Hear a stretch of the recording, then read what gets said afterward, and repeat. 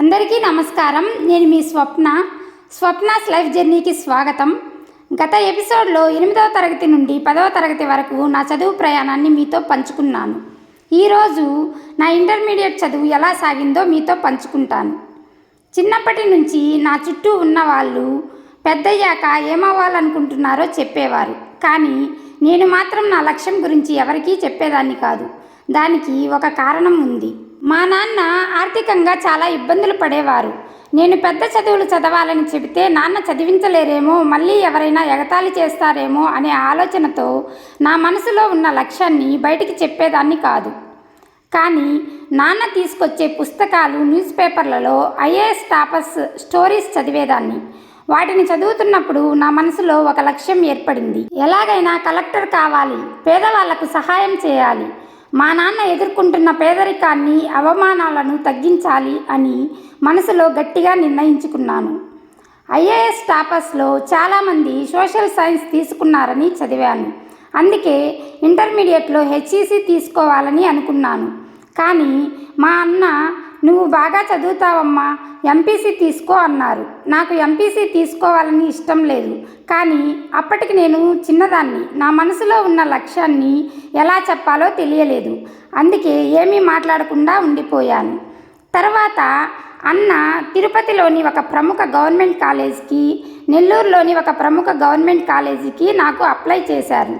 2 చోట్ల నాకు సీటు వచ్చింది. చివరకు అన్న నన్ను నెల్లూరులోని గవర్నమెంట్ కాలేజీలో చేర్పించారు. కాలేజీలో చేరాను. కానీ మొదట్లో అక్కడ ఉండలేక ఇంటికి వచ్చేశాను. ఒకవైపు అమ్మ మీద దిగులు నన్ను చాలా బాధ పెట్టేది. నాకు సినిమాలంటే ఇష్టమని తెలిసిన మా అన్న, నీ కోసం నెలకి ఒకసారి వస్తాను, సినిమాకి తీసుకెళ్తాను అని చెప్పారు. నాన్న కూడా బాగా చదవాలంటే మంచి కాలేజీలో చదవాలి అని చెప్పారు. సరే అని ఇక ఏమీ మాట్లాడలేక మళ్ళీ కాలేజీకి వెళ్ళాను. అన్నయ్య చెప్పినట్లుగానే ఒకసారి నన్ను చూడడానికి వచ్చారు. కానీ నన్ను కనీసం గేట్ దగ్గరకు కూడా వెళ్ళనివ్వలేదు. అన్న కూడా చాలా బాధపడ్డారు. అన్నను అంత ఆప్యాయతతో నేను మొదటిసారిగా చూసింది అప్పుడే. తరువాత ఒకసారి నాన్న నన్ను చూడడానికి వచ్చారు. నాన్నని చూసినప్పుడు నాకు ఎందుకో బాధ అనిపించింది. ఆయన మళ్ళీ రావడానికి డబ్బులు ఖర్చవుతాయని ఆలోచించి, ఇక రావద్దులే నాన్న అని చెప్పాను. కాలేజీలో మిగతా విద్యార్థుల తల్లిదండ్రులు వాళ్ళను చూడడానికి వచ్చేవారు.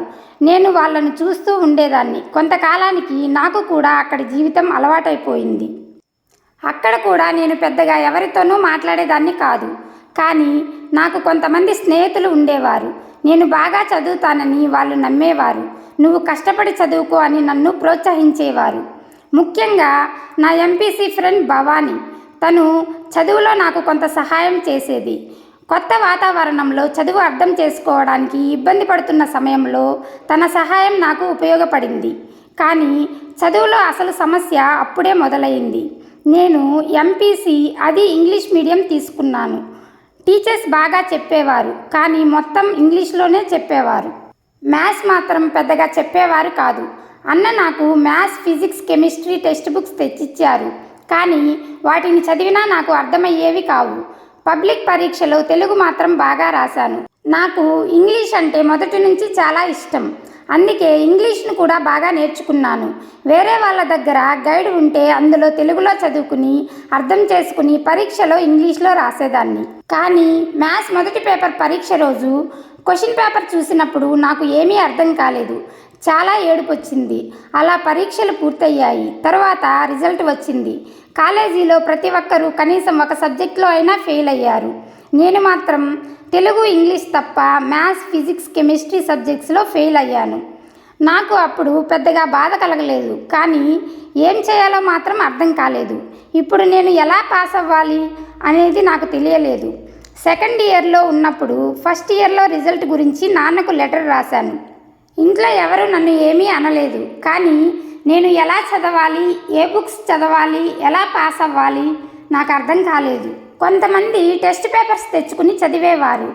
అవి ఎక్కడ దొరుకుతాయి, ఎవరిని అడగాలి అన్నది కూడా నాకు తెలియదు. నాతో పాటు మా బావ కూతురు కూడా ఇంటర్మీడియట్ చదువుతోంది. తను ప్రైవేట్ కాలేజీలో చదువుతోంది. వాళ్ళ కాలేజీలో ఏ బుక్స్ చదవాలో చెబుతారని అనుకుని వాళ్లకు లెటర్ రాశాను. కానీ నాకు ఎలాంటి సమాధానం రాలేదు. తర్వాత ఎలాగోలా టెస్ట్ పేపర్స్ తెచ్చుకుని చదవడం మొదలుపెట్టాను. ఈసారి మ్యాథ్స్ 2 పేపర్స్, ఫిజిక్స్ పాస్ అయ్యాను. కానీ కెమిస్ట్రీ మిగిలిపోయింది. నాకు కెమిస్ట్రీ అంటే చాలా ఇష్టం. ఈక్వేషన్స్ కూడా బాగా రాసేదాన్ని. అయినా కెమిస్ట్రీలో ఎందుకు ఫెయిల్ అయ్యానో నాకు అర్థం కాలేదు. మళ్ళీ సెకండ్ ఇయర్ ఎగ్జామ్స్ రాసిన తర్వాత మ్యాథ్స్లో ఒక పేపర్, ఫస్ట్ ఇయర్ కెమిస్ట్రీ మిగిలిపోయాయి. అలా నా ఇంటర్మీడియట్ చదువు ముగిసింది. కానీ ఆ సబ్జెక్ట్స్ మిగిలిపోవడం వల్ల 1 సంవత్సరం ఇంటి దగ్గరే ఉండాల్సి వచ్చింది. ఈ వీడియో ముగించే ముందు పిల్లలతో ఒక చిన్న విషయం పంచుకోవాలనుకుంటున్నాను. కొన్నిసార్లు మనం బాగా చదవగలిగినా మనకు సరిపోయే గ్రూప్ ఏది, ఎలా చదవాలి, ఏ బుక్స్ ఉపయోగించాలి, ఇబ్బంది వచ్చినప్పుడు ఎవరిని అడగాలి అనే సరైన గైడెన్స్ లేకపోతే చదువులో సమస్యలు రావచ్చు. ఫెయిల్ అవ్వడం అంటే మనకు చదువు రాదని కాదు, ఎక్కడ ఇబ్బంది వచ్చిందో తెలుసుకుని అక్కడి నుంచి మళ్ళీ ప్రయత్నించడం చాలా ముఖ్యం. నా ఇంటర్మీడియట్ చదువు నాకు నేర్పిన ముఖ్యమైన పాఠాల్లో ఇది కూడా ఒకటి. ఆ తర్వాత మిగిలిపోయిన సబ్జెక్ట్స్ను నేను ఎలా పూర్తి చేశాను, ఆ 1 సంవత్సరం నా చదువు ప్రయాణాన్ని ఎలా మార్చింది, ఆ ప్రయాణాన్ని తర్వాతి ఎపిసోడ్లో మీతో పంచుకుంటాను. ధన్యవాదాలు.